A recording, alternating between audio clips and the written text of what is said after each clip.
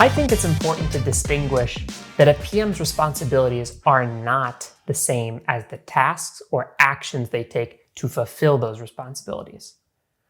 Often, when you read online about PM responsibilities, you'll actually see lists that are very action-oriented. But when I think about responsibilities, I think these should be more high level. Now let's start by exploring the 3 responsibilities of PM, and then in the next module, we'll discuss the different actions and tasks PMs perform. Now these 3 main responsibilities are strategy, execution, and leadership/culture. Let's unpack what we mean by strategy.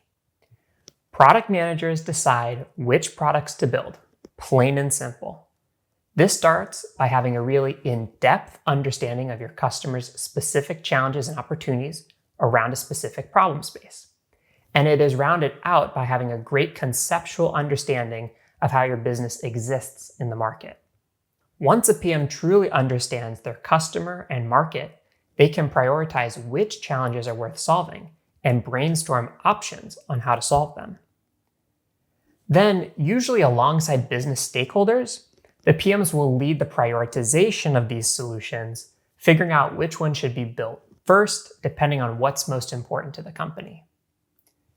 And finally, the PM will define what success means in the context of delivering the solution. Are you looking to grow revenue? Are you looking to increase user engagement? Or are you looking to drive referrals? It depends on what the business is trying to achieve, and your strategy should support that. So to recap, a great strategy begins with understanding your customer, prioritizes which products to build, and defines what a successful outcome looks like. Next, let's look at the second key responsibility, which is leading execution. Now, leading execution refers to ensuring the team achieves the desired outcome. Typically, this means that the product manager will oversee the product development and launch process. Now, at the start of this, the PM will work with designers to define how the product should look, feel, and function, and then they'll collaborate with engineers to define how the product will actually work. Next, the team will enter a development phase, which often consists of multiple weeks or months of incrementally designing and building the product. If a company is moving really fast, they might release early versions to key customers to get early feedback and continuously iterate on improving the product. Okay, and finally, once the product is ready to be released more broadly to all potential customers, the PM will work with the marketing team to promote it. And along the way, the PM will use project management software to map out the development timelines, manage dependencies between teams, and communicate progress to internal stakeholders like VPs and upper management. So to recap, the PM really drives the whole process of developing the product. They work across the business to align the different teams, and then they ensure the goals are being met. Okay, so now we come to our final responsibility, which is leadership and culture. So let's start with the first part of that, leadership. As a PM, it's often not enough to have a great strategy. You often have to convince people in your company that it's worth providing resources towards. PMs are often pitching executives to provide funding for product development, reaching out to engineers to join a project, and even trying to influence customers to use an early version of the product and provide feedback. Additionally, product managers have to demonstrate leadership behaviors. This can take many forms, from speaking at external conferences or internal company events, to sharing thought leadership articles you've written with your team. What makes a great product leader will vary by company, but finding ways to stand out and deliver impactful results will help anywhere you go. Now let's talk a bit about culture. In my experience, companies and even specific teams with great culture always outperform those without that. Let's take a moment to listen to Steve Jobs articulate the collaborative and organized culture at Apple.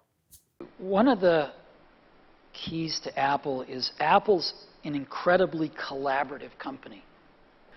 And there's tremendous teamwork at the top of the company, which filters down to tremendous teamwork throughout the company. And teamwork is dependent on trusting the other folks to come through with their part without watching them all the time, but trusting that they're going to come through with their parts.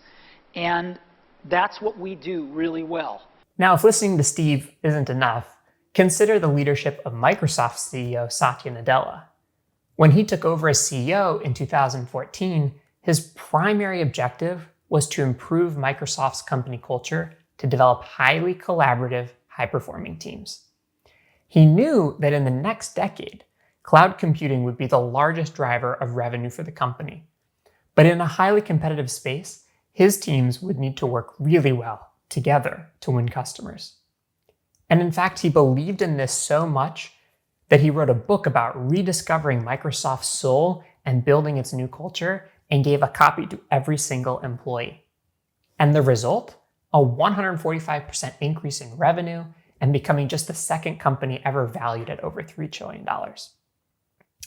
But if you're not the CEO of a company, how do you create culture? To me, it begins with how you approach your work and your work relationships. Do you treat people with respect? Are you seeking to be helpful? Do people enjoy working with you?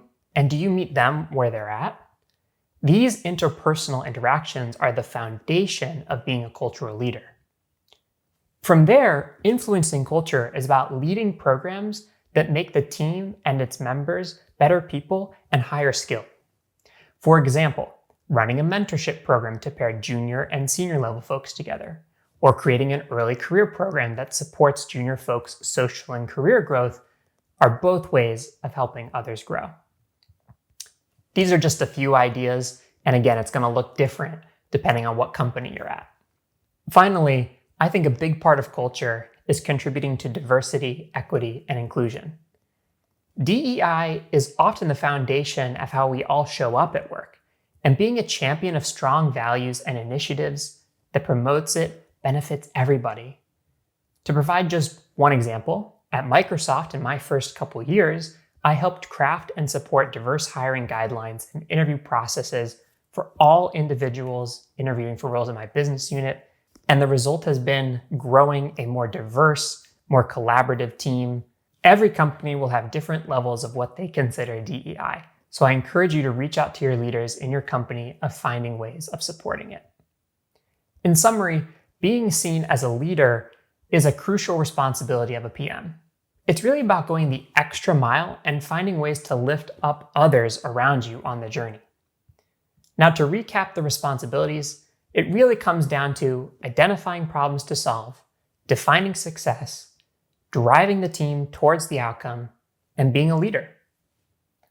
Up next, we will finish this module by looking at what actions and tasks a PM does in their day-to-day life.